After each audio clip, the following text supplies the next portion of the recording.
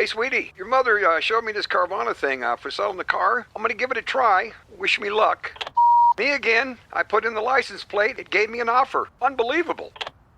Okay, I accepted the offer. They're picking it up Tuesday from the driveway. I haven't even left my chair.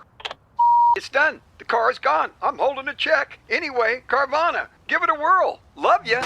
So good, you'll want to leave a voicemail about it. Sell your car today on Carvana. Pickup fees may apply. Could AI help you do more of what you love? Workday is the AI platform for HR and finance that actually knows your business. We help you handle the have to-dos so you can focus on the can't wait to-dos. It's a new Workday. Amazon presents Jeff versus Taco Truck Salsa. Whether it's Verde, Roja, or the orange one. For Jeff, trying any salsa is like playing Russian roulette with a flamethrower. Luckily, Jeff saved with Amazon and stocked up on antacids, ginger tea, and milk. Habanero? More like habanero, yes. Save the everyday with Amazon. Zootopia 2 has come home to Disney+. Let's go! Get ready for a new case. We're gonna crack this case and prove we're the greatest partners of all time! New friends. You are... Gary the Snake. And your last name? The Snake. Dream Team. And new habitats. Zootopia has a secret reptile population. You can watch the record-breaking phenomenon at home. You're clearly working it. Zootopia 2, now available on Disney+, rated PG. AI is moving fast across the enterprise. But without visibility, it's just chaos. Different tools, different models, different teams using AI in completely different ways. ServiceNow turns that chaos into control. With the AI Control Tower, you see all your AI across the business in one place. What it's doing, what it's done, and what it's about to do. So you stay in control. To put AI to work for people, visit servicenow.com. The comments made by Minal Hassan are made by him and him himself and nobody else, and not indicative of Basketball Illuminati, Tom Haberstroh, Anthony Mays, or any guest incorporated. Well, boys. Dolan sucks. Whoa. Dolan sucks. Don't say that too loud. Everything is bugged. Dolan sucks. Everything is bugged. You're never getting into Madison Square Garden. Good. I don't want to go. What about the Sphere? You wanted to go to the Sphere? Well, guess what? I'm Tom Haberstroh, and fire Jim Dolan. Hey, you just ruined it for me, too. When I find myself in times of trouble, courtside seats at MSG, speaking words of wisdom, sell the team.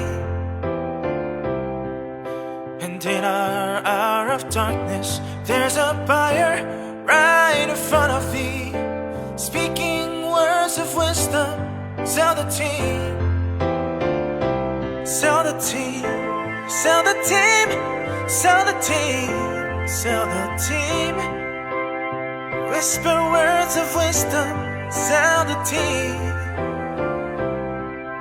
And when the broken-hearted Knicks fans living in the world agree, there will be an answer, sell the team. For though Jim thinks it's all fine, there is still a chance that he could see. There will be an answer. Sell the team. Sell the team. Sell the team. Sell the team. Sell the team. And there will be an answer. Sell the team. You guys enjoy the cuisine of Tao? Guess what? Oh, is that in there too? It wasn't in the story, but this is an Amin exclusive. Guess who owns Tao? Every Tao location features the facial recognition software used at Madison Square Garden, at Radio City Music Hall, the Sphere, and all the other venues, except for one. There's one Tao that does not have it. What? The one in Chicago, because Illinois has very strict anti-facial recognition software laws. Interesting. And that Tao hosted the NBA Retired Players Association party All-Star Weekend 2020. I was there. That's right. You were there. First sampled Isaiah Thomas's champagne that is now the official champagne of the NBA Finals. It's all connected, folks. It's all connected. But going back to the beginning, told you about this This might have been pre-Illuminati. Did we ever do a story about this? Did we ever talk about this? We sure did, Amin, on our Checkbook Wins episode from October 2022. 2018, the New York Times reported that MSG was using some surveillance technology where they can do face recognition. Facial recognition, yep. Theoretically, you would say, it's for people who have been banned from going to the Garden because they got into a fight or got too drunk or whatever. But they were using it to identify fans who had been critical of either the team or Jim Dolan on social media. That's bananas. Well, I gotta tell you, Amin, it felt like deja vu watching Pablo's expose. I don't feel like anything was that crazy, so we must have talked about it. I'll tell you guys something fun. The scoring system has certainly been upgraded because back when I first was talking about this story, the scoring system was a very simple 0, 1, 2, 3. 0 is anybody going to Madison Square Garden, go catch a game. I've never said anything or done anything. I'm just a regular guy going to cheer on the Rangers or the Knicks or whatever. 1 is this guy has done or said something. Not egregious, but okay, keep an eye on him, folks. 2 is this guy has done or said something either egregious enough or enough times to where now when you enter, security comes, lets you know, hey, we know you're here, be on your best behavior. And then 3 is DND, do not entry. Is Oak on 4? Oak is probably on 10. Oak a 4. But now they extended it out. Apparently, according to the Wired story, and Pablo Torre finds out, now extended to like a 10-point scale or something like that. So more shades of gray over at Two Penn Plaza. The analytics have gotten better at Security HQ. My favorite part, and I never thought about this because I've heard Jim Dolan talk about this before. What facial recognition does is looks at your, recognizes your face and says, are you, right, someone who's on this list, right? So if you're a terrorist, right, it will say, that's a terrorist, right? And then, appropriate action can be taken. It's very, very useful for security. In fact, Madison Square Garden, I believe, is the most secure venue in the country. What if a terrorist is in the building? We're going to thwart terror attacks. Ironclad defense. Until I learned from Pablo and from Wired Magazine. NYPD's not even involved. NYPD, no law enforcement, not the FBI, not the CIA, not unless Jim Dolan is going off the most wanted list in the world, the Interpol list, and then hoping that these guys somehow not only sneak their way into America, but sneak their way into America and say, you know what I'll do? I'll go catch a Knicks game today. That's the part I love. This international man of mystery on the run from all sorts of law enforcement and intelligence agencies, cloak and dagger, is going to take time, 2.5 hours, to go get a $12 hot dog and a $16 beer and watch the Knicks blow a game to the Hawks in the playoffs. That's what he's going to do. My favorite part of the Pablo investigation, and this was not covered in our secret meetings, was that they're listening outside the stadium. Oh, yeah. Oh, yeah. Was that if you're walking by, minding your business, talking about how Dolan sucks, 100 feet from the stadium, you're gone. They're listening. We here for you. Legal and Comms wanted you to be aware that maybe we shouldn't go with ATN, we're listening. Oh, okay. I mean, I really do like we're listening. It sounds like we're listening. No, sure. It's just, it's just, there's apparently in the EPG on the set-top boxes, the voice activation mode, it does, there's a gray area in terms of our data collection so that we are kind of like, we actually are listening. We're listening? It's complicated, but yeah, it seems that we are sometimes listening quite aggressively. We are listening? Yeah. But it's just to maximize the user experience. But if that was to break, maybe. Oh, fuck. So, yeah. So the question is it a smart thing for you to be saying we're listening when we are indeed listening? Why was I not aware of this? Well, it's basically legal, the guy said.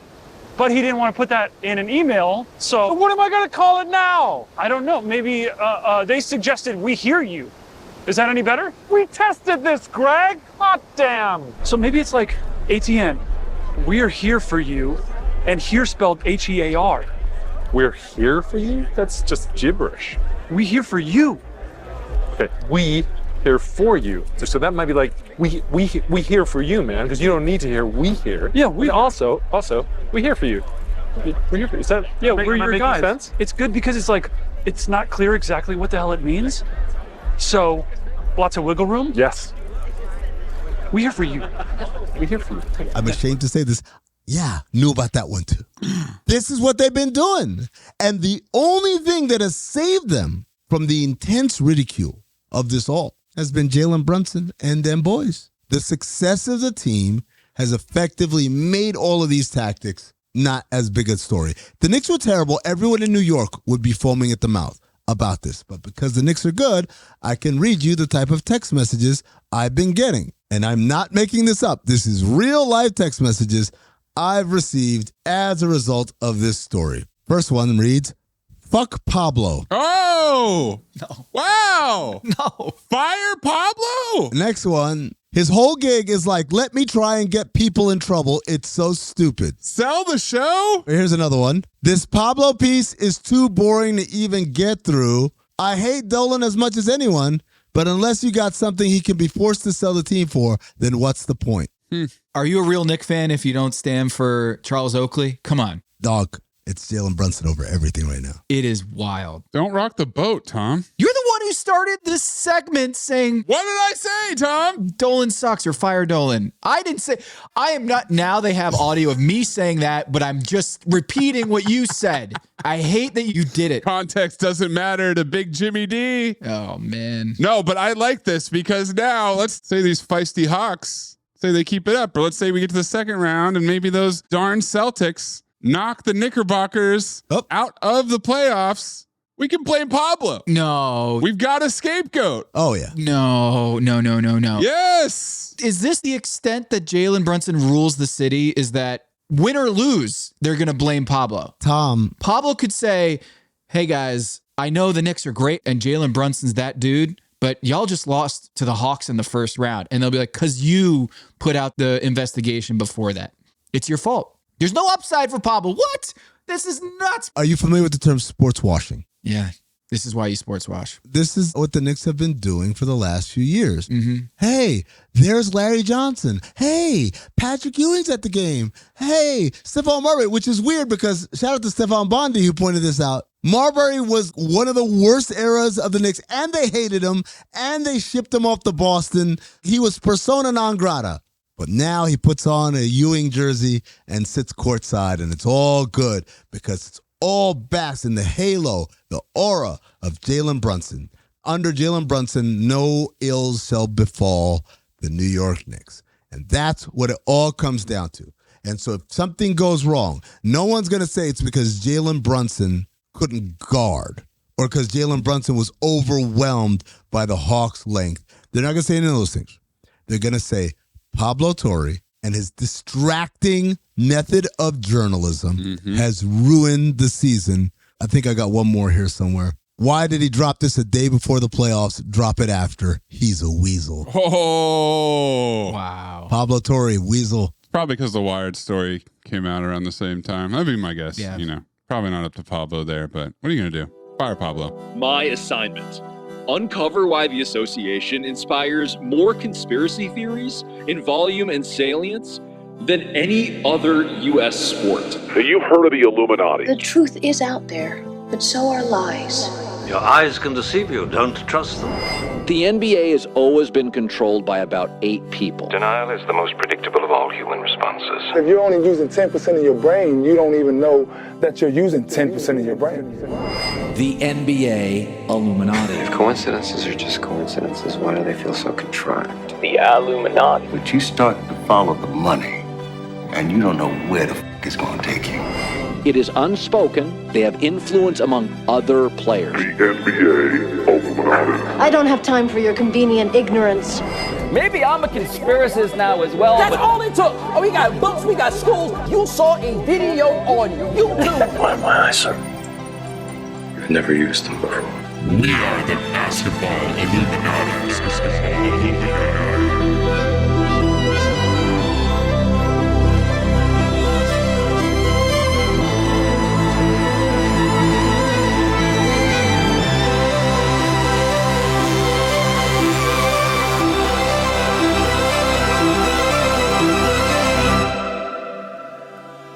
This is Basketball Illuminati. I am Tom Haberstroh, and as always, we are joined by the 5-star Illuminati generals, Amin Al-Hassan and producer Anthony Mays. What's up, Illumination? Thank you for keeping your third eye open. As always, you can support us at patreon.com/countthedings. That'll get you ad-free episodes and help us continue to produce the show. Also, check out our YouTube page at Basketball Illuminati. You can watch our Truth Teller interviews and Do You Believe episodes there. Please subscribe and continue to show your support. Thank you. We've got Max Crows on the show, the NBA MVP. Max Cross. No, it's Crows. I've never gotten this wrong, and don't try to make it wrong for me. Never. I'm a 100% batting rate on this one. Batting average, same thing. I don't make mistakes. There's no coincidences on the show. You're the baseball guy. Yeah. Take your word for it. There are no mistakes, no coincidences. I'm Tom Haberstroh, and this is the batting percentage. Yeah. ERO, how good he is at pitching. We've got Max Crows, the NBA MVP tracker guy, to give us the information that you can't find anywhere else. Who is leading all the NBA awards? And there's only one source, and it's a Google sheet that is found on the internet for the people and for the Illumination. Max Crows is going to join us, his intrepid crowdsourcing. He's listening to every podcast. He's looking at every article. He's looking at all the tweets, all the threads, all the TikToks to try to get to the bottom of who is actually going to win these awards. And he's got some interesting information and trends that he's watching. We're going to talk to Max Crows, our annual visit with the Cross Firemen. But first, wait, did I say Cross Firemen? I mean the Crows Firemen. You're fired, man. Hey, fellas and ladies, you never know. Hair loss does not fix itself, okay? The earlier you act, the better. I know you're standing there, you're looking in the mirror, counting them up. You're saying, I think there's 2 more hairs today than there were last week. There's not. I'm sorry. There are fewer hairs. And that's okay. You know why? Because Hims makes starting simple with a 100% online process and personalized treatment plans delivered straight to you. Hims offers convenient access to a range of prescription hair loss treatments with ingredients that work, including chews, oral medications, serums, sprays. You're probably thinking like, I don't know if I can remember to put a serum on my scalp or spray or whatever every day, but I'll take a pill. I can take a pill. Man, they got you. They absolutely have you. Doctor-trusted ingredients like finasteride and minoxidil can stop further hair loss and regrow hair in as little as 3 to 6 months. 3 to 6 months, that's shorter than the NBA season. You shouldn't have to go out of your way to feel like yourself. Hims brings expert care straight to you with 100% online access to personalized treatment plans that put your goals first. For simple online access to personalized and affordable care for hair loss, ED, weight loss, and more, visit hims.com/basketball. That's hims.com/basketball for your free online visit. hims.com/basketball. Featured products include compounded drug products, which the FDA does not approve or verify for safety, effectiveness, or quality. Prescription required. See website for full details, restrictions, and important safety information. Individual results may vary based on studies of topical and oral minoxidil and finasteride.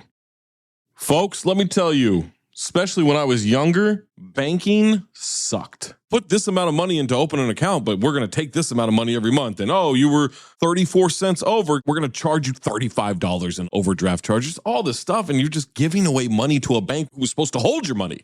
Well, not with Chime.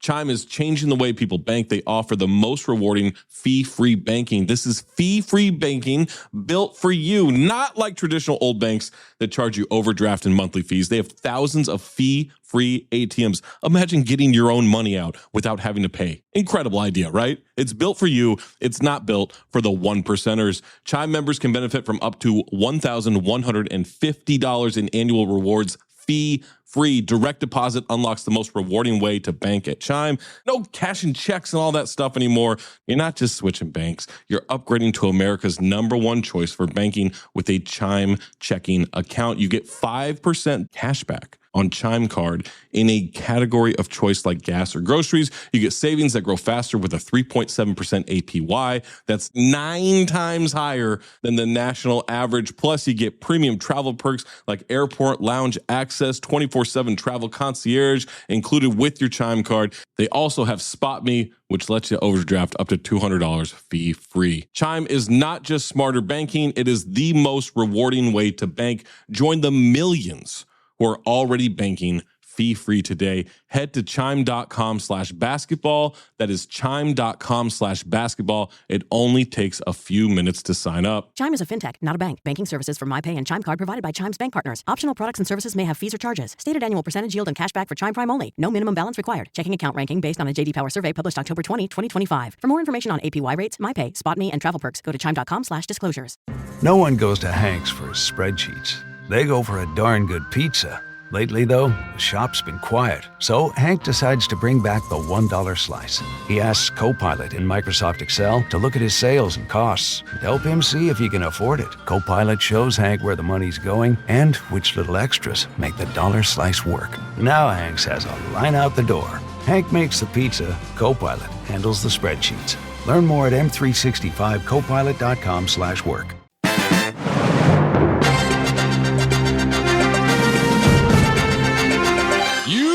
Listening to The Agenda with Amin El Hassan and Tom Haberstroh. Around and around we go. The coaching carousel has been activated once again, folks. I know it's the playoffs. I know you're all excited about that, but we got some more pressing news for this week in the first week of the NBA playoffs, and that is that Billy Donovan. No! Billy Donovan has stepped down. Billy. Only 2 weeks after Michael Reinsdorf said that the next GM of the Bulls must be sold on Donovan as the coach. Quote, if I interview someone and they're not sold on Billy, they're not sold on a Hall of Fame coach. They're not sold on a person who's won championships in college, who's gone deep in the playoffs with Oklahoma City. If Billy wants to be our coach and someone's not interested in that, then they're probably not the right candidate for us. It's big if. So, first of all, the resume is not as impressive. If you just stop on a Hall of Fame coach, you're good. You're covered. But when he gets into the details, like, and won championships in college, and went deep in the playoffs with another team. That's my favorite. 10 years ago.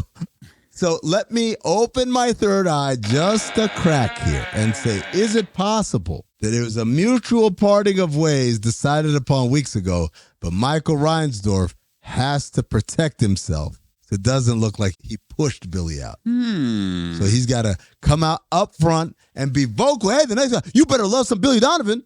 And then Billy Donovan resigns a couple weeks later, maybe after some bigger news stories, maybe like the playoffs take hold. No one's really paying attention. No one remembers what was said 2 weeks ago. And boom, bada boom. Now you got a coaching vacancy without firing Billy Donovan, without that embarrassment or that backlash, even though I don't know that such backlash would have existed. The if is doing a lot of work in this quote. If Billy wants to be our coach and someone's not interested in that, then they're probably not the right candidate for us. All we're looking at is that he's saying Billy's going to be our coach, but he's couching it. If he is wanting to be our coach, it seems like that's a very calculated way to frame this conversation. And I mean, if your third eye is open, it is. This coaching carousel, Michael Malone gets hired at UNC. Billy Donovan was thought to be in the running for the UNC job, but here comes Michael Malone getting that gig. And then now Billy Donovan's like, what am I going to be doing? If I wanted the UNC job, it's gone. And maybe that if is doing a lot of work. So, I mean, what's going on here with Billy Donovan? I think if he wanted the UNC job, this would have happened at a much more accelerated rate. There's got to be something else that's about to pop up. Now, let me ask you guys a question. You want to keep your third eye open? Sometimes your third eye has to look backwards into history. The press release from Michael Reinsdorf mentioned he won a couple of college championships. Oh, interesting. Where was that? Where did he do that? Florida Gators. Yeah. At Florida. I mean, you win a couple of championships. You got Hall of Famers who played for you and all that. At that point, Billy Donovan's legacy is one of the highest paid coaches, one of the most famous coaches. Why would he leave college? Because everyone wants to know what it's like at the NBA level, right? Not deal with all the college chicanery and foolishness, right? So Billy's like, all right, I'm going to leave college and I'm going to go straight to Oklahoma. But wait, because before he went to Oklahoma, he had agreed to terms to be the head coach of the Orlando Magic. Then he changed his mind and went back to Florida, and then a couple years later, then went to Oklahoma City. The Magic, if you remember, after Billy Donovan said no, turned their sights to Stan Van Gundy. And Stan, of course, was incredibly successful there. And Billy Donovan must have thought to himself, what could have been. Well, obviously, he went to Oklahoma City, got to coach Kevin Durant and Russell Westbrook, a couple of deep runs in the playoffs, according to Michael Reinsdorf. Now he's in Chicago, decidedly less talent and also less good weather. But you know what job has been rumored and whispered to perhaps be open up until about 4 or 5 days ago when Orlando just turned into this juggernaut? The Orlando Magic. Do you believe in magic? Yeah, so here's the quote from Jake Fisher last week. He said the Magic are, quote, almost certainly going to be making a coaching change regardless of outcome in the play-in/playoffs. Well, the play-in, they went and they whooped that ass of the Charlotte Hornets like they stole something when everyone told me this team was ready to quit and did not want to play for Jamahl Mosley. They end up beating the shit out the Charlotte Hornets. That was stunning. Stunning how good they looked in that game. Beat the shit out of them. Not just one. They beat the shit out of them. I don't give a damn. I'm trying to beat that shit. Well, that's the Charlotte Hornets. Of course, they're a bunch of slapdicks. And then you transfer over. They go and they play against the mighty Detroit Pistons, the number 1 seed in the Eastern Conference, the number 1 seed for part of the season. Overall, Cade Cunningham's back, and everyone's like, oh, everyone's in trouble now. They didn't fall apart when Cade was out, and now Cade's back. What you got to say now? And what they did was they exposed the hell out of the Pistons for everything I said that they were bad at. Bad at shooting, bad at free throws, bad at taking care of the ball. They did all of those things, even though, ironically, Orlando, same kind of descriptors. You can say the same things about them. I was just going to say, yeah. It's a Spider-Man meme. But here they are on the cusp. After you listen to this podcast, you'll watch this game tonight. What if Orlando goes up 2-0? You can say all that, hey, regardless of outcome. But if they win this series. Let's not get ahead of us. Let's pause there. You telling me they go to conference finals, they're still saying Jamahl Mosley, get out of here? Yeah. Did Billy Donovan just quit his job for nothing? Well, he did quit his job early enough, because if he had quit earlier, maybe he could have gone to North Carolina. But in 2007, when he was about to become the Magic head coach and then changed his mind after agreeing to terms, he said, quote, I feel terrible about it. The Magic are a great organization. They have great ownership, and they're great people. I feel sorry and have apologized. It was my decision. It was my mistake. I have to take responsibility for that, which I'm trying to do. So, no bad vibes. It wasn't them. It was him. It was me. It was my bad. You know how I make amends? 15 years later, I'm ready.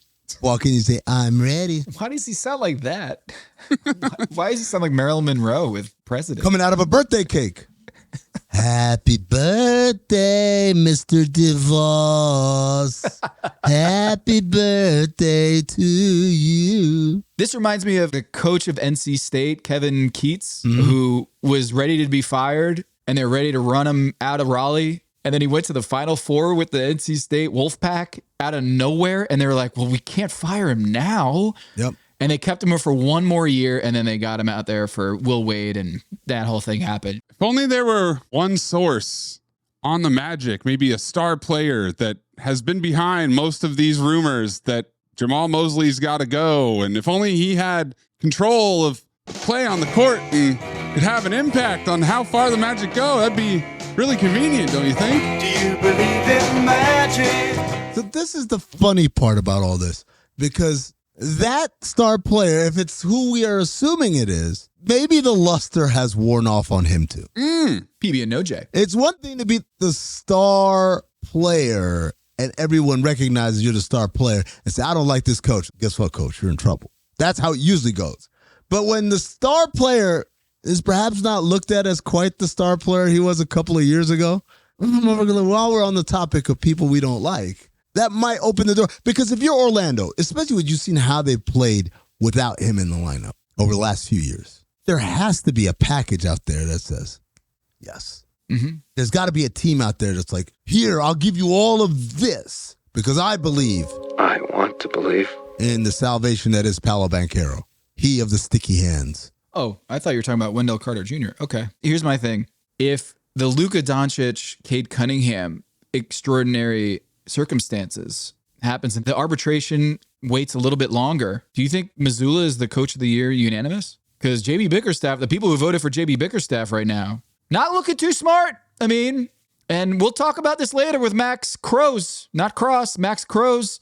Never gotten that wrong. Just want to say for the record, batting 1,000 on the old batting rating. But JB Bickerstaff got a lot of pub for his 60-win campaign out of nowhere, winning the Eastern Conference. Including a bunch of time without his guy. And if you wait a little bit, 2 days later, man, I feel like a lot of people are wanting that pencil. Erase that. It's a regular season award, Tom. Yeah, what are you talking about, man? He's not going to be the playoff coach of the year. You got Bill Simmons out here trying to hack back in. Wait, let me change my mind. Like he would have voted for anyone other than Missoula. What am I talking about? Is the non-campaigning the new campaigning? Like, is Joe Missoula saying, I don't want this award. Please don't give me this award. More effective than Wemby saying, I deserve this award. In Sudanese Arabic, we have this thing called mujamala. Mujamala, right? Which is a catch-all to describe all these moments where people seemingly act against their best interest for something. So the most common example is we all go out to dinner and the check comes and Tom reaches over to grab the check. And I said, no, I got this. No, I refuse. No. I put it on everything, on my kids' lives. I won't allow you to pay. It's like, wait a second. Why is he volunteering so harshly to pay? The reality is I'm trying to walk up to a certain line, at which point Tom. No, I got this. I mean, I got this. Okay, all right. I'll get the next one. There's a whole pageantry of song and dance that we do in Sudanese culture that is all wrapped around I'm going to sacrifice myself in some way with the hope of getting the perception. What a class act. But in reality, I'm secretly, fingers crossed, hoping, please don't call my bluff. Please don't call my bluff. Same thing here. Coach of the year, get out of here. I don't want that. Secretly, oh, please give it to me. Please give it to me. And then they give it to you like, oh, you guys shouldn't have. I guess I'll take it. Oh, Red Auerbach, who would have knew? Celtic and Celtic, hey. While we're talking about University of Florida coaches that won a national championship and then flirted with a professional coaching gig, I feel like we should probably talk about Todd Golden and the report broken by none other than Kevin O'Connor that he would be in line to succeed none other than Steve Kerr to become the head coach of the Todd Golden State Warriors. Is there anyone more destined to be the Golden State Warriors coach than a guy whose last name is literally Golden? Probably a guy named Warrior. Oh, that would be cool. Mitch Warrior. This is the longest play we've ever seen, right? Is the parents. I want my son to be the head coach of the Golden State Warriors. Mm-hmm. Well, it wouldn't be them. It would be even before that. Yeah, with the family. One day there will be a sport called basketball. And when that sport happens, there'll be a team. It'll start as the Philadelphia Warriors, but soon it'll move to California. Well, it'll be known as the San Francisco Warriors. But then one of the owners will be like, what if we made it a little bit more generic to capture a larger metropolitan area? And we'll call them the Golden State Warriors. And on that day, our great-grandson, who will have become a great coach at this sport that I just invented right now, he will ascend to his rightful throne as the head coach of the Golden State Warriors. So Grover Cleveland really missed the mark here, right? He could have been anything. He could have been the Grover Cleveland Browns, the Grover Cleveland Cavaliers, Grover Cleveland Guardians. Charlotte's own Brooklyn Decker. She could be the Nets coach taking over Jordy Fernandez. It's also going to change the way we see coaches. I don't really see us having a head coach. You know what I mean? Like KD could be a head coach. I could be a head coach. Jacques Vaughn could do it one day. It's a collaborative effort, I think, on our part. What about Brooklyn, the son of David Beckham and Spice Posh, whatever the fuck her name is? Spice Posh. He could have been the coach of the Nets. Did you just say Spice Posh? He sure did. We can't let that go. Spice Posh. Caleb Houston. One day he'll be the coach of the Rockets. PJ Washington. Come on. You're focusing on the wrong part. You guys are just naming what people named after cities. Johnny Utah Jazz. I feel like I've lost you guys. Indiana Jones Pacers. Guys, Steve Kerr might retire. Oh, yeah. That's what we're talking about. Let me tell you something on that note. Sat in that press conference room. This was the scene. Anthony Slater, obviously, he's there all the time. Nick Friedel also covers the Warriors. He's there. But then you've got Tim Kawakami, Marcus Thompson, J.A. Adande. The professor. Wright Thompson. And Amin. In the smallest media press conference room ever. The Fab Five. It's insane. I'm like, what's happening? And Adande told me later, he's like, yeah, I came here specifically because if this is the last time they're ever together, I wanted to be in that room. Oh, God, I got some story time for you guys. Okay, so first one up is Steve Kerr. Steve's talking like someone who's not coming back. He's doing, we'll take a couple weeks, and I got to think about it, and we got to see what Joe thinks and what Mike Dunleavy thinks and all that. I've heard this speech before. Ironically, it was like 16 years ago, about 5 feet that way, where he stood and he told everybody, I got to think about it, da-da-da. And then it was like, yeah, he's not coming back. There's a lot of deja vu coming here. But everyone's saying, no, man, like Steve hasn't made up his mind or whatever. So Draymond comes in, and Draymond is incredibly introspective. He's talking about the penalty of losing. He said, there's no penalty on us. Yes, I'm competitive. I want to win. You guys see how I react to whatever. I want to win. But when we lose, for the most part, my life doesn't change. My paycheck still comes in. Maybe I get traded somewhere or whatever, but everything's fine for me. I'm still employed. But for all the people who are depending on us, the coaches and the video guys and the trainers and the ushers and all that stuff, basically saying, if we win, all these people are still working. No one has to answer any questions about their job. I want to stay here and I want Steve to be my coach, but this is the last time. What a hell of a run it was. So then Steph Curry comes in, and instantly everyone's asking him questions about Steve. And Steph's like, I don't know. We didn't really talk about it. And then at some point he's like, wait, what did Steve say to you guys? Because the level of desperation and everyone's questioning is like something happened. And they kind of explain to him, look, this is what he said. He's like, what did you guys talk about when you huddled at the end? And he's like, well, he just said, if this is the last time we do this, I want to say I appreciate you guys. And it shocked me or whatever. So Steph starts going into when Steve first got here, we knew we were building towards a championship, even though we didn't know what that looked like. And then ever since then, every move we've done has been about winning championships. And now I think the time has come for us to say, no, we got to go back to building towards a championship. He mentioned that midway through the season, they knew they weren't going to win. And so it was like, let's just make the playoffs. He's talking as candidly and as straightforward and as vulnerably as anyone ever has. And everyone's like, oh my God, Steph's talking. He's talking. Let me remind you who's in this room. Anthony Slater, Nick Friedel, Tim Kawakami, Marcus Thompson, Wright Thompson, Amin Al-Hassan, J.A. Adonde, Amin Al-Hassan, but I'm not asking any questions. And then there's a couple other Warriors beat writers who were there as well, whose names escape me. And then there's a local guy from Phoenix. I mean, it was like out of a movie. You know how like in the movies, the person, and then one voice just starts talking, everyone else shuts up? That's exactly how it went down. And this dude says, what do you think of the job Jordan Ott has done with the Suns this year? And everyone was like, the fuck are you doing? We're doing a thing here. The greatest generation is literally going out of business signs. Everything must go 90% off. And you're over here asking about return policies and the directions to the closest Starbucks. It was insane. Insane. Everyone was like, oh. Nick Friedel turned around and gave me a look. I said, I didn't ask the question. But yeah, man. I don't know what to tell you, Maze. New beginnings? All right, well, let me ask you this. Mm-hmm. If Steph says I'm back, does Kerr say I'm back too? I think it's always a package deal. No. This is not a Steph-driven decision. Steph's back. Steph's back. Draymond's back. Well, Draymond is very likely back, but... He's back. Okay. The whole thing about it is, Tom, nothing they say... Think about this in math terms. Y equals mx plus b. What is the independent variable, Tom? M. No.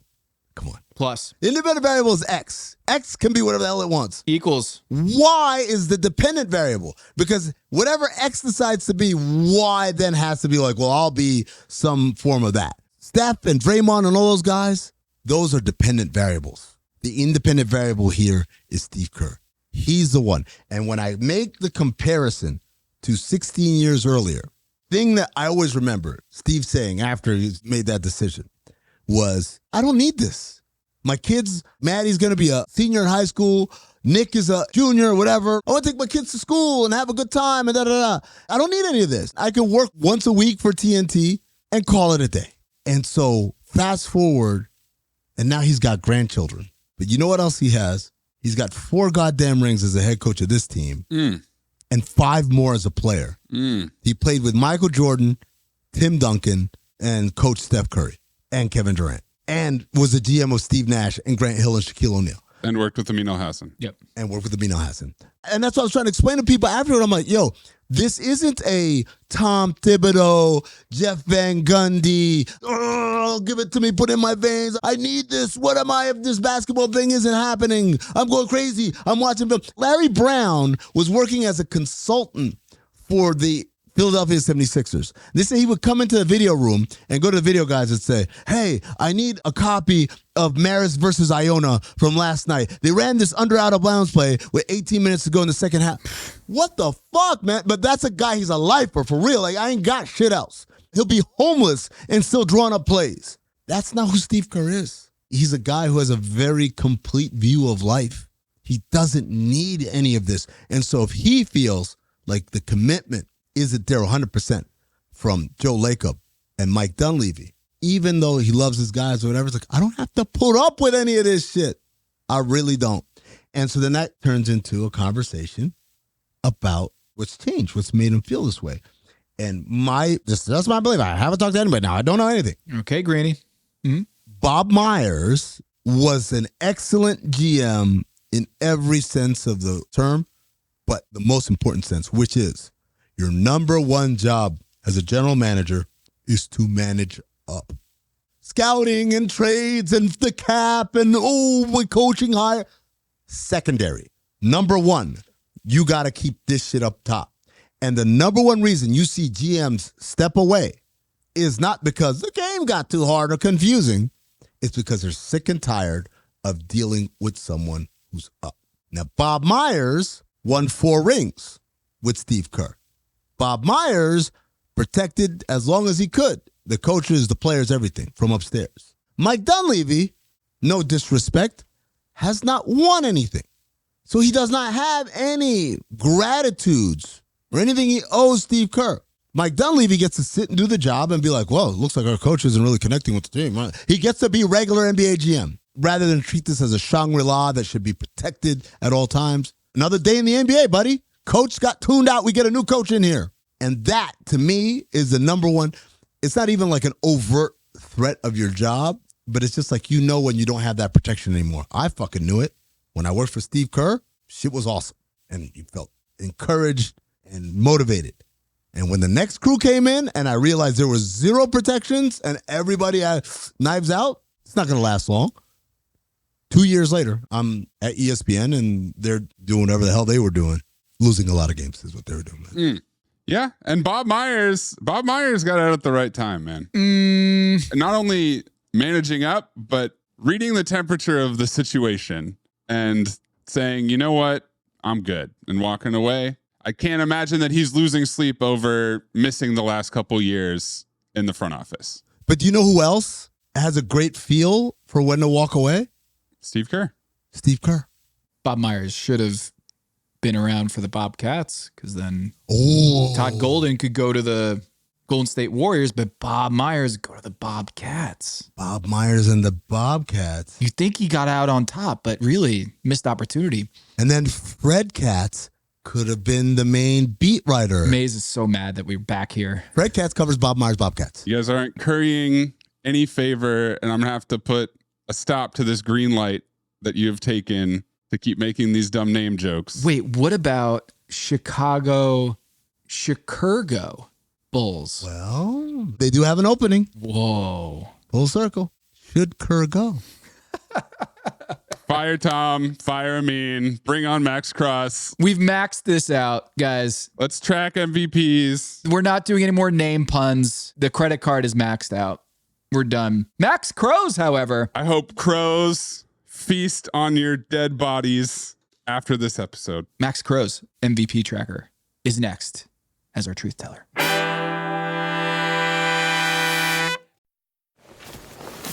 Hey, how are you? Ready to go for a run? Running connects us to a rush of energy that flows through our world. The cheers of friends that unlock a new gear within us. The intersection of interests that inspires a run crew. The support that gets you over the finish line. Connection is why we move forward and what inspires us to keep going. Let's run there. Learn more at brooksrunning.com. Comcast is delivering extraordinary experiences in live sports through the incredible broadcast and storytelling from NBC, innovative and personalized viewing features on Xfinity and Peacock, and the country's most reliable Wi-Fi. Viewers can enjoy every game-changing play faster and more seamlessly than ever, all on a network built to deliver unforgettable moments as close to live as possible. The ultimate experience for the American sports fan. Learn more at ComcastCorporation.com/sports. This episode is brought to you by Ferrero. Soccer's biggest stage is approaching, and Ferrero is making it easy to go all in. Pick any two Ferrero brands from Kinder Bueno to Ferrero Rocher, and you could win the $1 million grand prize, plus an exciting range of daily and weekly prizes. Don't miss your shot. Official rules apply. Learn more at goallinandwin.com. Your favorite local grocery stores like Kroger, Ralph's, Fred Meyer, and more are now delivering on Uber Eats. Get 40% off your order of fresh, quality ingredients. Whether you just got home to an empty fridge or suddenly got a craving to whip up something new, you can get everything you need delivered in as little as 25 minutes. Get 40% off your order with code Kroger2026. Plus, members get $0 delivery fees. Order now on Uber Eats. Orders of $30 or more save up to $25. Ends 4/30/26. See app for details. You all think I'm late. Well, I'm not late. And I'm going to stay right here and fight for this lost cause, even if this room gets filled with lies like these. And the Taylors and all their armies come marching into this place. Somebody will listen to me. There's no better way to overpower a trickle of doubt than with a flood of naked truth. But the complexity and the gray lie not in the truth, but what you do with the truth once you have it. What is true and right is true and right for all. You and I both know that that's just not the truth. You can't handle the truth. Too messy. Keeps them up nights. I'm here because in the end, the truth is worth the risk. Speak a little truth and people lose their minds. I'm a grown man, you can tell me the truth. Why is it people who want the truth never believe it when they hear it? So you know what I'm going to do? I'm going to do something really outrageous. I'm going to tell the truth. I mean, this is like my favorite time of year. I don't know why, but I feel like what Max does is the most Illuminati thing, is getting the information before the information, doing the intrepid reporting that so many people out there, they can't really do with the tenacity and the comprehension, like fully scouring the internet, all of the digital files out there, the way that Max does. What's the name of the guy on CNN who does the... Kornacki. There you go. You're our Kornacki, right? Yeah, what we need to get Max is a board with all of the media members' faces, and he can go to it and he can point. This is Zach Harper, and he says that he thinks that SGA is the MVP. At this point in the podcast, at 3:36 mark, he says, I've got, a tie between Jokic and SGA. I'm going to give it to SGA. I'm going to put SGA 1, Jokic 2, and then Wemby 3. Like the amount of work that goes into this, and the fact that he is a man of the people, that he's providing this service. It's a public service now. So Max, dude, thanks so much for joining us on Illuminati. It feels like you're doing work that it feels like needed to be done, and there's just only one man for the job, and it's you. So thank you for doing it. Well, thrilled to be here. Yeah, it's really exciting. It's like one of those movie scenes, where someone's pulled out of the stands to be on the court, like just getting the chance to talk with you guys. So a lot of fun. Thanks for having me. Yeah, well, this is our privilege, not yours. We feel like we're getting information here that otherwise would not have been out there. So, Max, can you give us your read of the situation here? Are you willing to call it for Shai Gilgeous-Alexander MVP race? I try never to call it, but it really looks like SGA's got this. It's going to be really tough to overcome. I mean, there's just not enough votes left, and they'd have to go wildly in Jokic's favor for that to happen. I got 32 that I feel like I've found, primary source. They're all in the spreadsheet. 32 first place votes. SGA 25, Jokic 6, and Wemby 1. So, yeah, if you presume that there are still 100 voters, then there's going to be 68 votes left out there, and they'd have to go Jokic's way at a rate that just kind of you don't see. I have to assume that many of the accounted for votes, the 32 names that you've tracked, are going to be our domestic media. The Bill Simmonses of the world, the Zach Harpers, the David Aldridges, the people who are here and we hear from regularly.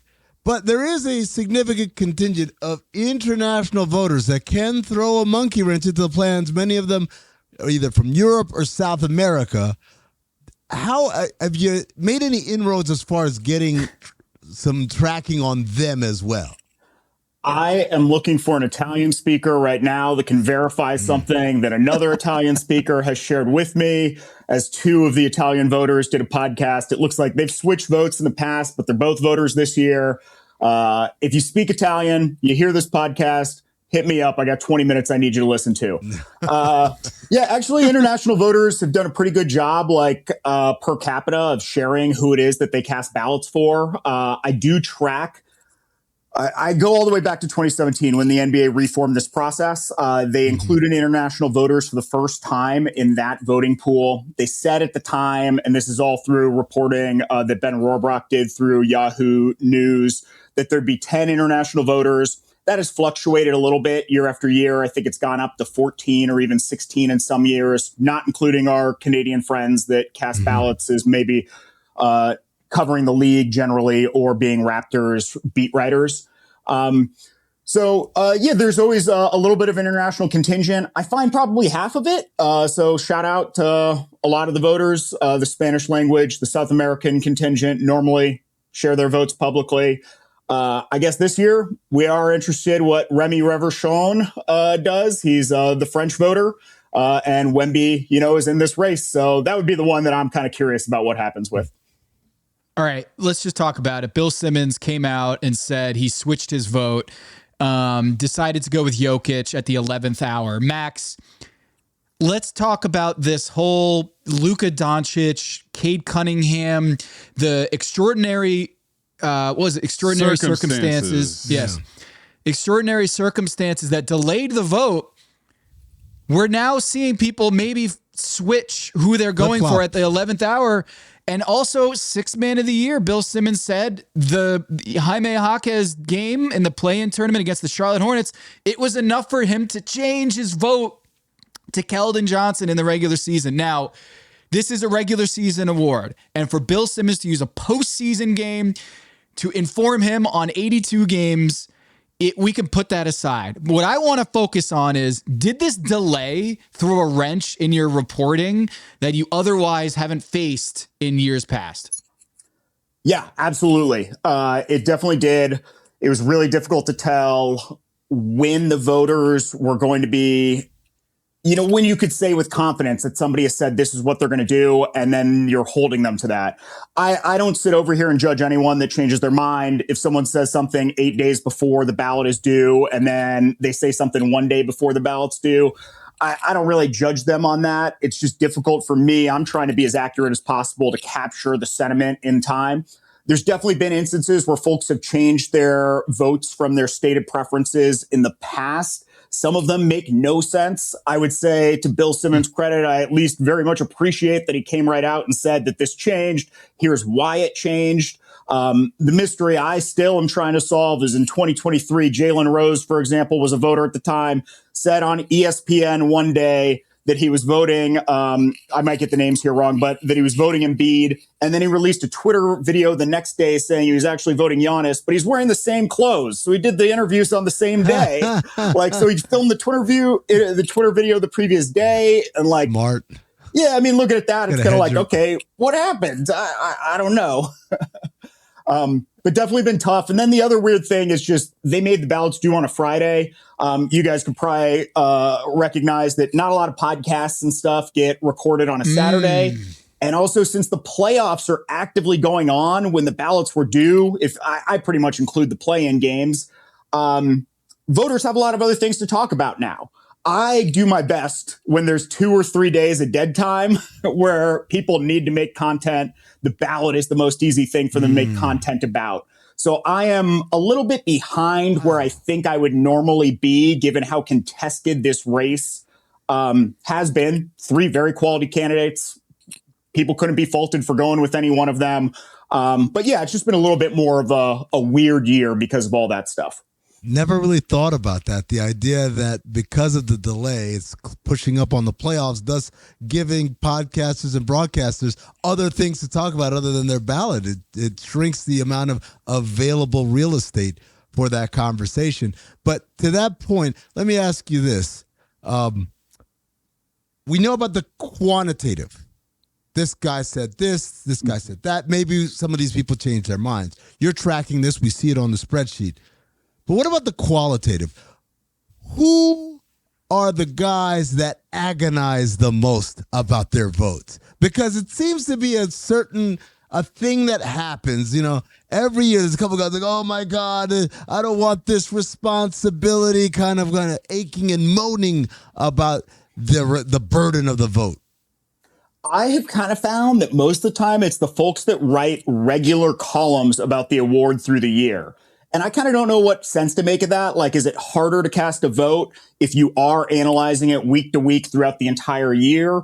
Or is it harder to cast a vote if you haven't thought about it at all? There's 5 days left. You got to get the ballot in. And then you're like, okay, let me look at all of this information and everything. You guys are all friends with Zach. Like, Zach has included a probability of like, this is how confident I am or I'm not in the vote that I'm going to cast in his awards column that he did. So like his MVP, I think it was at 90% this year is what he put for his 5. Then there's guys that do a lot of, let's just say, content. Like Stephen A has been pretty straightforward the last couple years. I haven't nailed him down since the votes were in, but I can recall 3 years ago, Stephen A is on every platform agonizing over it, right? Like getting a hit after hit after hit on it. So I don't know which one's harder to do or not to do. Most of the voters, I'll be honest with you, mostly quiet about it. You don't hear that much about it until they have a decision or they actually are filming something that says, hey, here's the ballot. A lot of the conversation about the awards happens with folks that either are previous awards voters or folks that, like, for me, I'm like, that person could have a ballot any year. And I don't know whether or not they have it this year, but I do kind of find those folks talk about the awards a little bit more. Does it usually map over 1-to-1, the 100 voters from All-Star break to the 100 voters for the awards? Very close. I've got those numbers pulled up here. The lowest that it has been is 89% of all-star voters were then NBA MVP voters. The highest is 97. Last year, 92 of the all-star voters were then MVP voters. There's a couple folks that like flip in and out that seem like maybe they had a level of, I just don't want to deal with all-star when I do this one. But there's also been a lot of change in the composition. The Turner broadcasting, that being dropped, a lot of folks are out of the pool now. There's a lot of voters that have been consistent, regular voters that are not either covering the NBA anymore or were Turner folks that did not find their way to a network that is partnered with the NBA in some way. And so a lot of their votes are now gone. I am looking now at a bigger pool of voters to try and find who have them. I'll shout out, like, this also looks like the first year that the NBA has allowed an independent voter to cast a vote. Ben Golliver. Yeah. How about that? So he primarily runs through a Substack. I'm not, if he does have another affiliation, I'm unaware of it through all my searching. But yeah, theoretically, he would be an independent Substack-based reporter. I think all of us would agree is, by all means qualified to cast a vote on all these awards. And there's plenty of other folks out there like Mark Stein, that primarily operates through a Substack now. So I'm casting a bigger net this year because it does kind of appear with the continued decline of local media, unfortunately, and the ending of the Turner deal, that the NBA is looking a little bit more of where do they go with the voters? How do they find folks that they're on good terms with, or however they evaluate those things? So doing the Yahoo pods, I had Donovan Clingan on the show last week, and it was great because to get access to Donovan Clingan in a one-on-one media interview was great. And to have that kind of content was awesome for awards season. Teams are doing that more. But I don't know, because of the playoff and how all the delays are happening, how often did you see open campaigning with guys who are like Denny Avdia was on KOC last week, openly talking about how he wants, most improved player, or that he's up for that award. And then he had Tamani Kamara and Donovan Clingan, and he had Victor Wembanyama, who is out here saying, I deserve to be the MVP, and here's why. How often do we see this campaigning that you're finding, Max? Do you find it influential? Is players saying, hey, I'm going to go do this media opportunity, or I'm going to go talk about this? Do you find that Wemby's campaigning, do you think that swayed voters? I think this year is going to tell us whether or not that sort of thing is influential to voters or not. Because to be realistic, maybe the last 5 to 6 years, there weren't very serious campaigns coming from players themselves. I think folks that look at this from the outside should also be aware. And I don't know all the details of what voters get from teams, but you do hear that teams campaign for their players, right? They send materials, they send stats, they send packages of stuff. I don't know whether or not the league provides the list of voters to teams ahead of time, or leagues are taking a shot in the dark. Or what do we got there? This is the shoots and ladders game for Denny Avdia, that he's turbo speed is with the shoots, and the ladder is most improved. He's getting better. So the dice roll is higher than needed. There's a whole game. If you land on a square in last year's 2024-25 season, climb the MIP ladder and move to Denny's improved 2025-26 average. I mean, it's brilliant marketing. Shout out to the Blazers. That's awesome. Why did they send it to you? Oh, all defense for Tamani Kamara. He draws more offensive fouls than anyone on record. Oh, boo. Okay, that was a... What are you talking about? It's great. That one. The shoots and ladders one was actually pretty cool. Is it a special pen or anything? Or is it a regular pen? We're giving it's actually one of these, I think it's an erasable pen. Yeah. So it's one of these special, it's a great pen. Was that the slide whistle for the defensive slide? I mean, who sent that to you? That's a negative. Is that the shoot? Like when you go down the shoot, that's the speed of turbo, Denny Avdia? That's the quick one. That one could also work for Drew Holiday. All right. Yeah. There you go. Well, I remember one time Daryl Morey did a big number video, like one of those books that you open up and there's a video in it. Mm-hmm. And it was my Dwight Howard is, the best rim protector in the league when he was with the Houston Rockets. Right. And the team's gift that they gave all to media voters was me on the big number at the time, ESPN. And I was like, do I get paid for this? You guys, I'm doing free marketing for you guys. I remember I think it was the Blazers sent out an iPod Touch loaded with Brandon Roy highlights, to sway people to vote for him.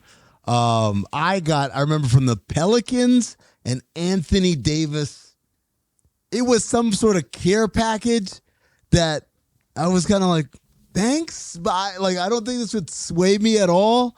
That was also the same year I think Brian Windhurst said, oh, if I'm Anthony Davis, because remember he had the Supermax on the line. There it is. It was a plush toy, right?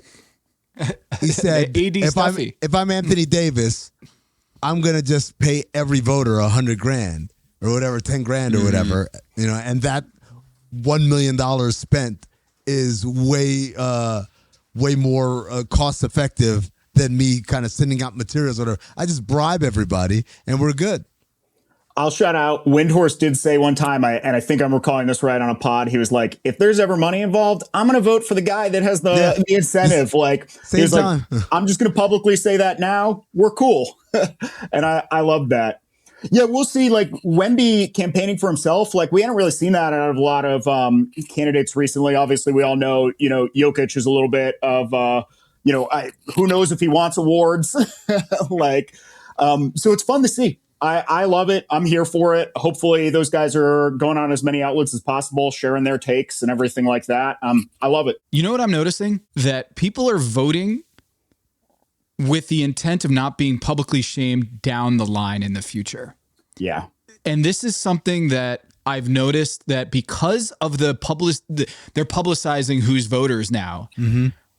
I think that is informing people's decisions, not of who was the MVP of this year or who did the best this year. It's who am I going to have the least amount of chance getting clowned on in 5 years for that vote? You know what I'm saying? This is called? You know what this is called? What? The Gary Washburn position. Because Gary Washburn way back was the guy that, remember, LeBron was one vote away from being unanimous MVP. And the one holdout was Gary Washburn of the Boston Globe. I think he voted Carmelo. Yeah. Was his vote? Yep. But ever since then, like at first it was a big mystery because back then they didn't have the transparency of these are the 100 voters. So everyone was like, who was the holdout? Who's the holdout? So Gary came out, it was me.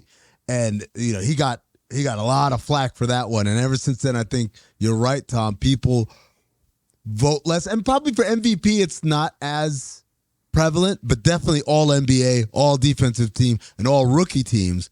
That's where you start to see a lot of people say, well, what else is everyone else saying? Oh, okay, they're saying so-and-so's a good defensive player. Well, then he's on my ballot. What will age better, I think it would, is like in 3 years when people look back and I have Ben Simmons over Donovan Mitchell as my rookie of the year, right? People are going to look back. How could you vote? That guy's terrible now. Ben Simmons is out of the league. There were people who were voted for Ben Simmons when I'm like, because he was awesome that rookie year. It has nothing to do with projecting going forward. It's what you were in that rookie season. So we saw some of this last year with Victor Wembanyama, where people were trying to vote for him Defensive Player of the Year. And it's like one of those things where like, he's clearly not the Defensive Player of the Year. His team is one of the worst defenses in the league. But if you're early at it, 10 years from now, no one's going to look back like, who voted for Wembanyama? I was like, of course. Yeah, of course. This thing where it's like Michael Jordan was always the best player from the day he stepped in the game. Victor Wembanyama was always one of the best defensive players since the day he stepped in the game. And it really does not quite capture the moment, which is what all this is about. It's a snapshot in time. That's why they say, at least for most valuable player, they don't define what most valuable means. Is it the best player on the best team? Is it the guy with the best stats? Is it the guy that if you took him off the team would fall apart? There's no definition. The only part of most valuable player that's defined is the year, 25, 26, which means I can't extrapolate things that are going to happen later in this guy's career. And I can't be like, well, he's always been great. I just have to look at this year. And that's what the spirit and the kind of the guidelines should be. But people tend to play around with that because of the Gary Washburn effect. Now at McDonald's, a McDouble is $2.50, so you can get your gym gains on, or just get lunch for only $2.50. Get more value on the under $3 menu. Limited time only. Prices and participation may vary. Prices may be higher for delivery. Ba-da-ba-ba-ba. This episode is brought to you by Indeed. Stop waiting around for the perfect candidate. Instead, use Indeed sponsored jobs to find the right people with the right skills fast. It's a simple way to make sure your listing is the first candidates see. According to Indeed data, sponsored jobs have 4 times more applicants than non-sponsored jobs. So go build your dream team today with Indeed. Get a $75 sponsored job credit at Indeed.com/podcast. Terms and conditions apply. Start your day with Quaker Protein Instant Oatmeal. The instant oatmeal ready to help you tackle whatever your day brings. Like wrangling your toddler into their car seat. That was fun. Coaching your 6th graders soccer team. Go girls! And carrying all the groceries in one trip. Whew. Try Quaker Protein Instant Oatmeal, Granola, and Bars. Great taste and a good source of protein. Quaker, bring out the good. Could I give you the best example of this year and get your take on it? Justin Termini with SiriusXM. So he has a strong stance that for the All-NBA team, he's going to continue to do it positionally. And this year, his ballot so far for All-NBA is the only one that did not have Victor Wembanyama on the first team. I noticed that. Yeah. And he, on his show, and I will say, gave a very cogent, good argument and conversation. He discussed how Bill Russell and Wilt Chamberlain knocked themselves off of first teams a ton of times. The NBA didn't redo that. He gave an example that in one of the seasons Michael Jordan took off, that there's an argument to be made that the All-NBA first team would have been Hakeem Olajuwon, David Robinson, Patrick Ewing, and I'm blanking on a fourth, and Shaq. That could have been the All-NBA first team in one of those years. And so he is going to stand on business that he's going to continue to cast it positionally. And in this instance, this year, and he has nothing bad to say about Victor Wembanyama, that moves him to the second team. And he's definitely catching a lot of guff from Spurs fans and also from people that maybe just go look at a list of that without hearing that he honestly gave one of the best defenses I've heard of making a vote like that in my 1,000 hours of listening to all these things. But yeah, I just asked for your reaction on that and thoughts there. I would have argued that, okay, but Wembanyama also plays forward. So I would have just made him one of the forwards and Jokic the center. I kind of agree with when you first said I was like, that's ridiculous. But then when you hear the reasoning, it did make me think. It's like we live in a time of research, right? Where people aren't watching anything. They're in a basketball reference. Yep. And no, you know what? Even basketball reference, sorry to say, they're not even doing that anymore. They're going to ChatGPT and TikTok, Gemini for all of these answers. And these answers are just coming off of whatever. And it has zero respect for context or anything. So when we judge players and we say, so-and-so was 5 times All-NBA first team, 4 times second team, whatever. It's like, oh, I guess he wasn't as good as we thought. Whereas a current player who's of that ilk and just happens to play the same position as another great player doesn't have to worry about that. He will always be recognized to the maximum of his abilities. And I think that does change how we perceive the game and the history of the game and people's stances, because often when we kind of counteract the argument, oh, you can't compare LeBron to Michael Jordan because the eras were different and the style of play was different, whatever. But then it turns into, well, how did he compare against his peers? And if you got a bunch of all NBA second teams in there, because, again, only one guy could be all NBA first team center, and it is, we don't know kind of the voting. Is it by a hair? Is it by a country mile? Then it changes how we remember things and how we appreciate players. Yeah, I think Justin, when he's saying that, it's a very principled how I'm going to try to keep historically things consistent, right? And I respect that. It's not reflective of the rules, like what it's set out to say. It's said this is how you should be casting your ballot, is irrespective of positions. But he's saying, I'm going to try to be consistent for integrity's sake compared to the historical record. What I think is really interesting is Bill Simmons saying to the effect of, I'm voting this way, whether he said this for the Jokic switch or not. What I hear from some voters is people who are like, I want to vote in a way that in 3 years from now, it will look smart. What Justin is doing is not exactly that. He's just saying, I'm casting the vote because historically. He's trying to be consistent retrospectively versus pitching his tent ahead and hoping I landed right where the zeitgeist will be a few years from now. I think there's potential for people to look at Con Knippel's season and saying, how did I vote for Con Knippel over Cooper Flagg and for Rookie of the Year? Dude, I'm going to tell you something. That would be the number one example, because Con Knippel had the better season for much of the year, and then Cooper on the second half of the year, particularly after the All-Star break, he goes off on this tear, mostly counting stats, so that it's like, if you vote against me, everyone's going to be like, wait a second, this dude averaged this and this and this, and he wasn't Rookie of the Year?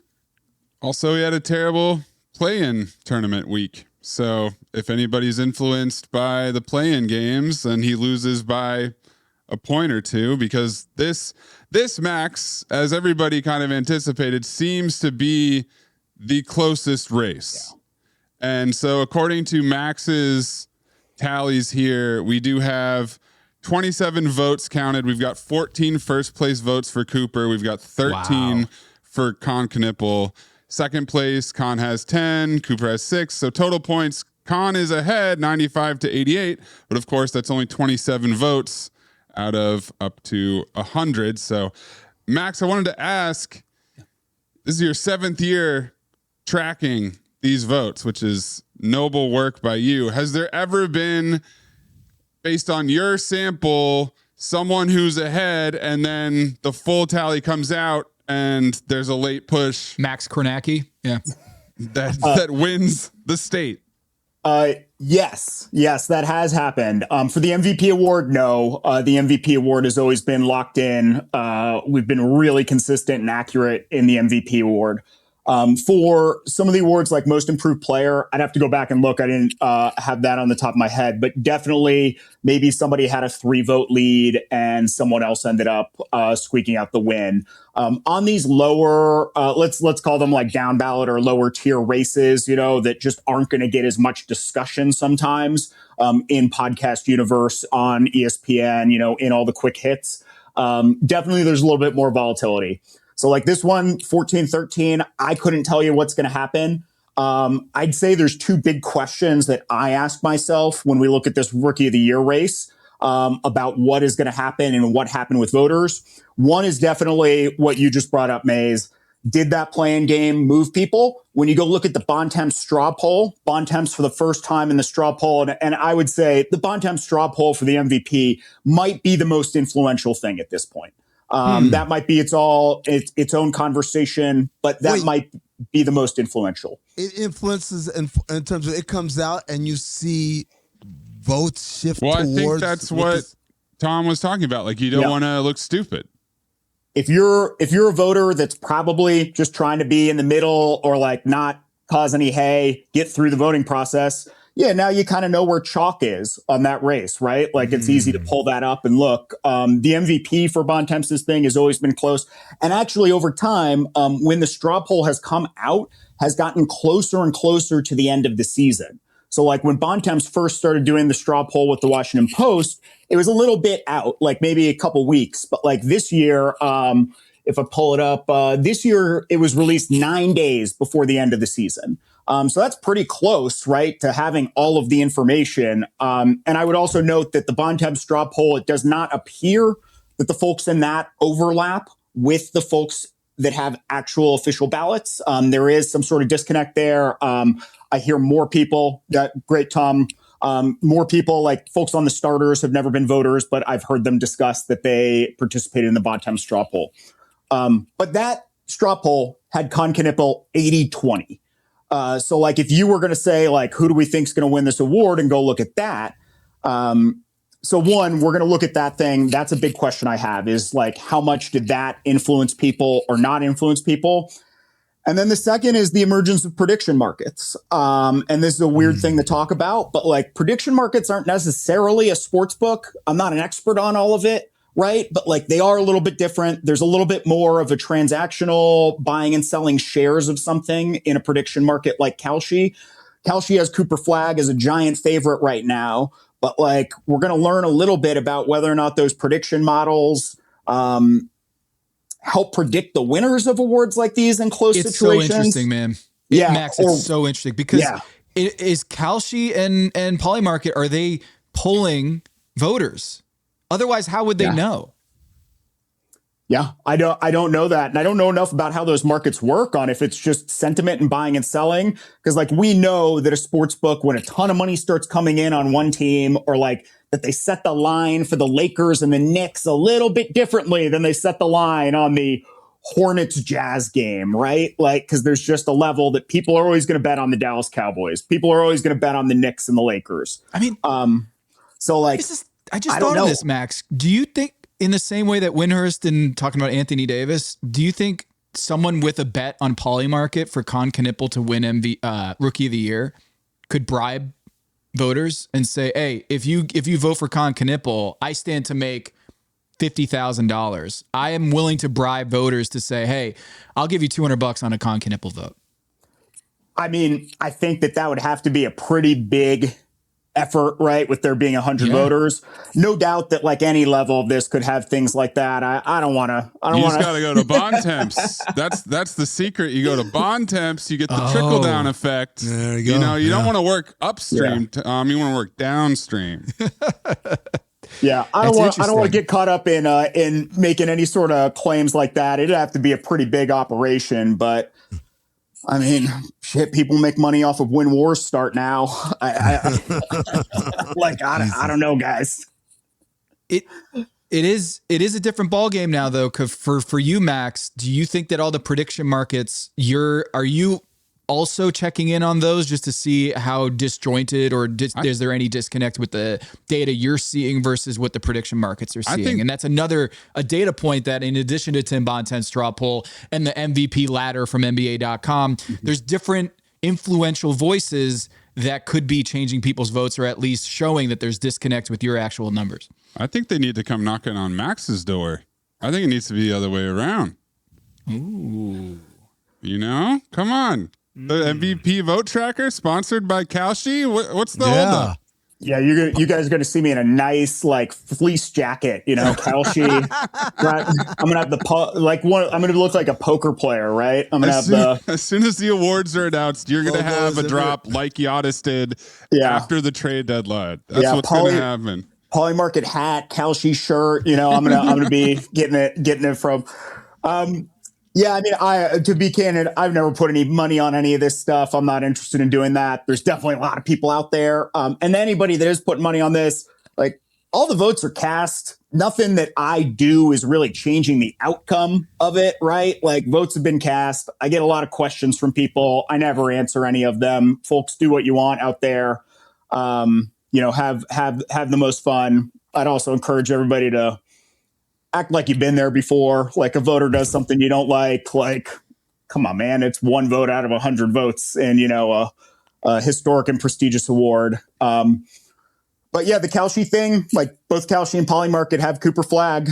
And it'll be an interesting thing to see whether that impacts what the voting pool, you know, where people went to look for information, and then also whether or not those markets are correct predictors or whether they're more sentiment of bettors and fans and people that how they think something's going to go. And I don't have the answer to that. I don't know. Because the Gary Washburn theory would suggest that maybe voters are going to Polymarket to try to see what is a contrarian view and going with the field, you know, just going with what everybody else is. Do people, as they're thinking about this, like, I don't want to be made fun of if I vote con. What are the odds that, Polymarket says 90% Cooper flag. Then I'm going to go with Cooper flag. That way I don't, but there was a great study. Owen Phillips did a great study on the contrarian factor. Max, did you see that? I did, yeah. And shout out Owen. I love Owen. He reached out to me the first year I did this. So shout out Owen. Yeah, it was fascinating. Stan Van Gundy is the biggest contrarian in the voting. Is that there is a larger Z-score or whatever statistical deviation, standard deviation away from the conventional wisdom or the wisdom of the crowds. Stan Van Gundy was out here with some crazy takes, and I applaud that. Like, he is absolutely not observing the Gary Washburn theory. And shout out, I also love Stan Van Gundy. He was the first person to give out his votes this year. He just came right out and said it. Yeah. He's the earliest tracked one I've got in there. Like, even 5 days before the end of the season, he was just like, I don't need to think about this anymore. Here's my votes. And like, so for me, I love that because that's what I'm trying to track. Yeah, that's great. And I guess I'd say also, I think, and Tom, I heard you talk about this on a podcast a week ago or so. Like, yeah, definitely there is a level of groupthink mentality, I think, that sets in on some of these things. It's fair to call it a narrative thing also, right? Because we've talked about that. Like, you go back and look at like Karl Malone beat Michael Jordan, and we probably refer to that as a narrative-based MVP and a voter fatigue MVP at this point. So like, these things existed before the internet was as ubiquitous as it is now. So yeah, there's definitely a conversation of like, are voters trying to duck some smoke in some level sometimes when they cast these votes? As someone that tracks this stuff and has for many years, I now love a hot take vote. I'm just going to be real with you. I see so many that are the same, right? Like, and I brought up Justin Termini earlier. I love that guy gave the best defense I could ever hear for what he did, right? Like whether you agree with it or disagree with it, guy went into his bag. He showed he knows ball, right? He gave like very cognizant examples of like, hey, here's why I'm doing this. So like I probably chase 150 potential people every year, right? And like a lot of them end up being the same. So I'm over here. I love a hot take vote now. Love this. Let's check in on some other kind of close races. So in the All-NBA vote, obviously the top four, Jokic, Wemby, Shea, and Luka seem to have a pretty convincing pole position, but it's turned into kind of a three-way race for the final spot between Cade, Jaylen Brown, and Kawhi Leonard. So that's something to keep an eye on because there's small sample size. Right now, Jaylen Brown, 59 points, Cade Cunningham, 52, and Kawhi Leonard, 51.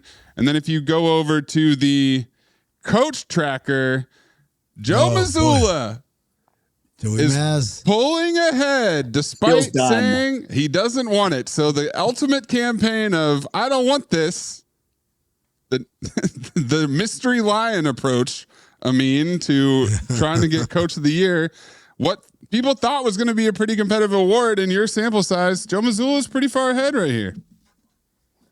And on All-NBA, it's worth talking a little bit about what the Luka and Cade inclusion probably ended up doing there, because that's maybe the place where I've seen the NBA's decision making the most difference. Voters were including Luka on their MVP ballots when they were talking. They were, of course, saying, I don't know his eligibility, but a lot of voters were kind of like, I don't see a world in which the NBA doesn't let Luka be eligible. They had not considered Cade when they were doing votes before that. But like, I kind of feel like if they'd known Cade, they would have put Cade in. So I didn't feel like there was that much MVP change, but because of that. But the Luka and Cade thing has definitely shifted stuff. I think that Jaylen Brown is probably now looking at moving from first team to second team based on the inclusion of Cade Cunningham and Luka Doncic. And then on the third team, there's a lot of transition that's happening there. There's definitely a 15th spot that a lot of people were shouting out names for. It was a very potpourri aspect that I was looking at.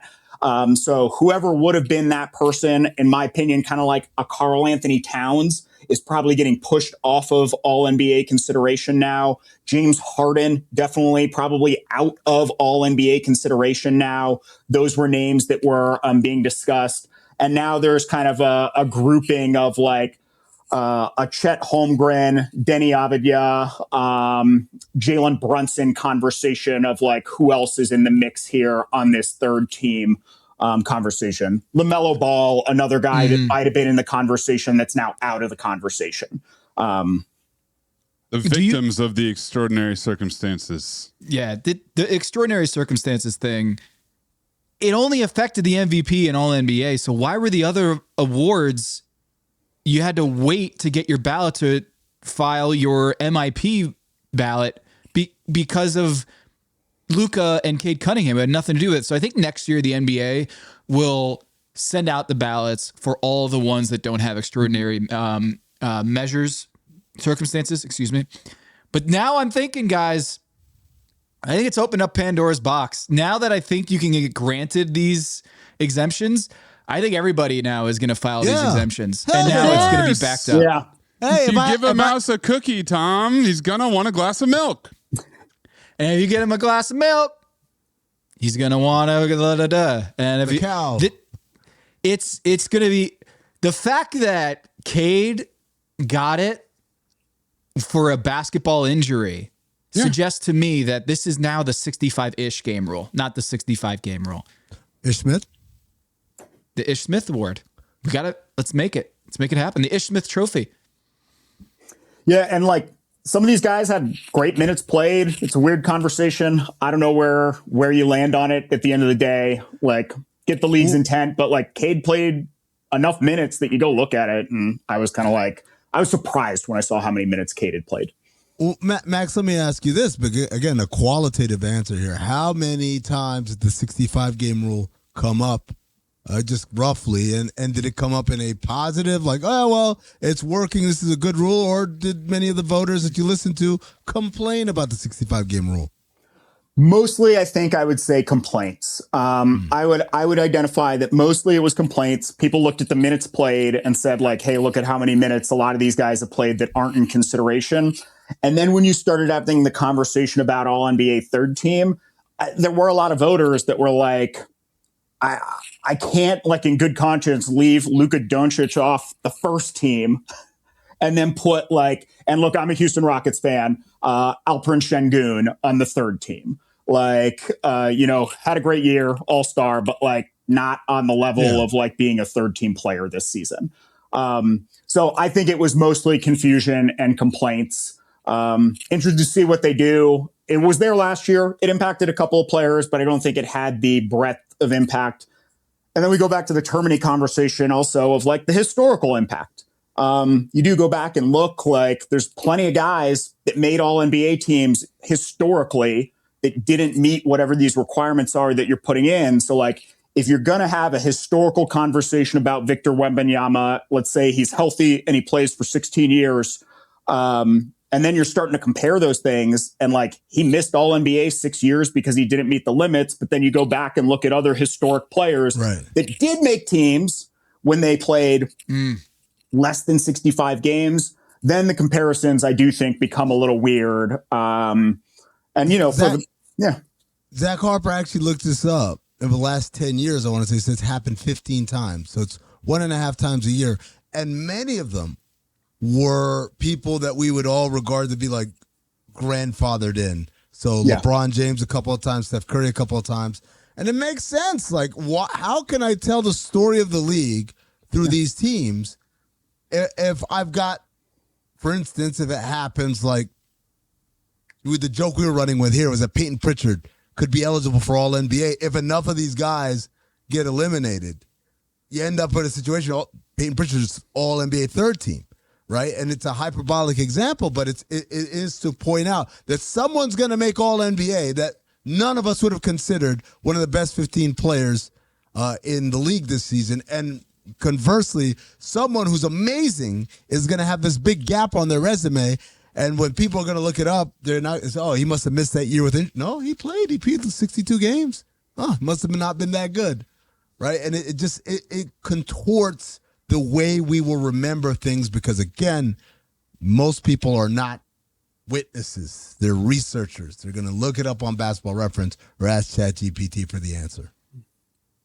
Max, I hope that the NBA stops publicizing the ballots, because then your Kalshi and Polymarket sponsorships are going to go through the roof. Because there's going to be someone who needs to go out there and find out what these votes are going to be, and we don't have any information outside of these ballots. So I'm rooting for Max that for your new vest, your new Patagonia vest, and your new hat that you're going to get in the future, that the NBA make sure that we can continue doing this balloting the way we're doing it, and so that your value to the sponsors and the Kalshis of the world goes through the roof. Hey, I'm ready. I could use new outfits, top to bottom. Tearaway Kalshi pants. That sounds great. Yeah, I don't know where I'd ever wear those, but you wear them on Basketball Illuminati, Max. That's where you'd wear them. That's right. Yeah, that's right. Yeah, my dream of looking like Phil Ivey at a poker table. There we go. That's how it comes true. All right. Well, tell the people where they can find the tracker, and it's going to be what's the most that you've seen? How many people in that room when you click into it to see how many people are watching the Google Sheet? Oh yeah, I mean Google. So it's just a publicly available Google Sheet. I mean, fully recognize I could probably do something better than this, but I just like the lo-fi aspect of it these days, and that makes it seem more authentic, and it is just a homemade thing, right? I'm just one guy out here relying on crowdsourcing, and shout out to everybody that's provided stuff. Thank you. And it's super helpful. So I get capped only at 99 when I look in there, but the sheet definitely gets hit hard, and you get the message that it's lagging. Every year there's probably 2 days where people are posting stuff and they're like, I can't believe this is in here. Cause sometimes I copy paste something. And so it'll be maybe an SGA vote is in there for Defensive Player of the Year for 2 seconds because I copy and pasted something over before deleting the SGA vote. And every once in a while, someone will screenshot that. That's how I know that it's getting hit really hard, is when that sort of thing happens. Well, Max crossover, or at least on Crossfire. Yeah. Crossfire, excuse me. Max Crossfire, CROESFIRE on X. He is Max Crow's NBA MVP tracker guy. He has a pinned tweet from 2023 joining Basketball Illuminati. How about that? Oh, wow. Like That's I said, amazing. this is my like Mike situation, or like my, I got pulled out of the stands with something magic. I'm thrilled to be here. Well, thanks for doing it. No one else does this, and so I appreciate you bringing the illumination, the real data here. And we'll stay tuned, see how this all finishes out. Thank you, Max Cross. Thanks, guys.